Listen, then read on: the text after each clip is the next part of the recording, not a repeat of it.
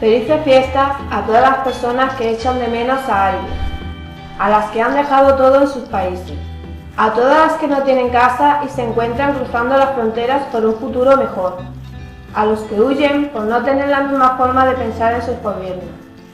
para aquellas personas que están enfermas y no saben a dónde acudir, a los que huyen de la guerra para que haya paz. Para todos los refugiados, sabemos todo lo difícil que es vivir su situación y esperamos de todo corazón que se arregle pronto y puedan regresar a sus países lo antes posible. Les deseamos, las chicas de la prisión de Huarrás, con mucho cariño a todos los refugiados que encuentren pronto un territorio de acogida. Feliz Navidad y un próspero Año Nuevo 2016 para todas sus familias y en especial para ustedes.